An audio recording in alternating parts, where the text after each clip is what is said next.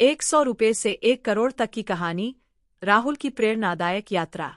राहुल एक छोटे से गांव का साधारण युवक था। उसके परिवार की आर्थिक स्थिति अच्छी नहीं थी, लेकिन उसके अंदर एक दृढ़ संकल्प और आगे बढ़ने की इच्छा थी। उसने अपने जीवन में कई मुश्किलों का सामना किया, लेकिन उसने कभी हार नहीं मानी। यह कहानी उसकी ₹100 से 1 करोड़ तक की यात्रा की है। प्रारंभिक संघर्ष। राहुल के पिता एक साधारण किसान थे और परिवार का खर्च चलाना मुश्किल हो रहा था। एक दिन राहुल ने अपने पिता से ₹100 उधार मांगे। पिता ने पूछा, बेटा, ये पैसे तुम किसके लिए मांग रहे हो? राहुल ने जवाब दिया, पिताजी, मैं इन पैसों से कुछ ऐसा करूंगा जिससे हमारी आर्थिक स्थिति बेहतर हो सके। पहला कदम, चाय का ठेला। राहुल ने उन ₹100 से एक चाय का ठेला लगाया। उसने सोचा कि अगर वह रोजाना ₹10 भी बचा सके तो एक साल में ₹3600 बचा सकता है। शुरुआत में उसे कठिनाइयां हुई, लेकिन उसने मेहनत से काम किया। उसके चाय के स्वाद और सेवा की प्रशंसा होने लगी और ग्राहक बढ़ने लगे। धीरे धीरे उसकी कमाई बढ़ने लगी और उसने 6 महीने के भीतर ₹2000 बचा लिए।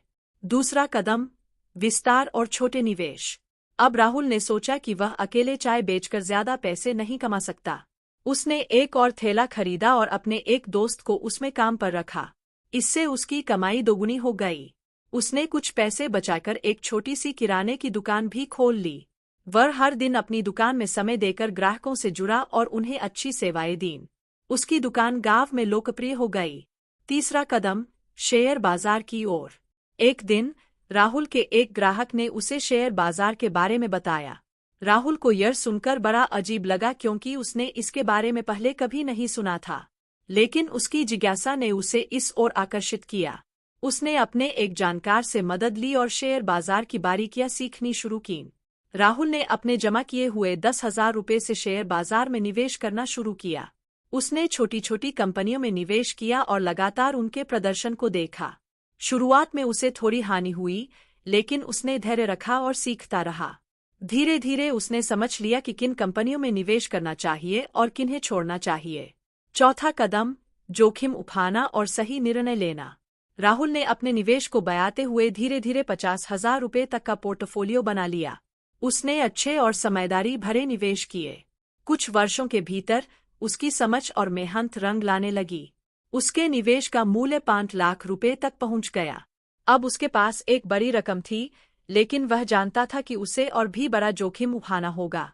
राहुल ने अपनी पूरी राशि एक ऐसी कंपनी में लगा दी जो उभरती हुई थी और जिसमें उसने बड़ी संभावना देखी थी। यह कदम बहुत जोखिम भरा था, लेकिन उसने साहस दिखाया। कंपनी ने अगले 3 सालों में जबरदस्त प्रगति की और राहुल का निवेश ₹50 लाख तक पहुंच गया। पांचवा कदम, संपत्ति में निवेश। राहुल ने अपनी 50 लाख की राशि से अब अचल संपत्ति में निवेश किया। उसने शहर में एक छोटे से मकान को खरीदा और उसे किराए पर दे दिया। इसके साथ ही उसने अपनी बची हुई राशि से एक छोटी सी दुकान भी खरीद ली। इससे उसका नियमित मासिक आय स्रोत बन गया। वह अपने व्यापार को अच्छे से चला रहा था और निवेश के नए नए अवसरों को तलाश रहा था। छठा कदम, नई ऊंचाइयां। राहुल ने अपने निवेश और व्यापार को सही दिशा में बढ़ाया।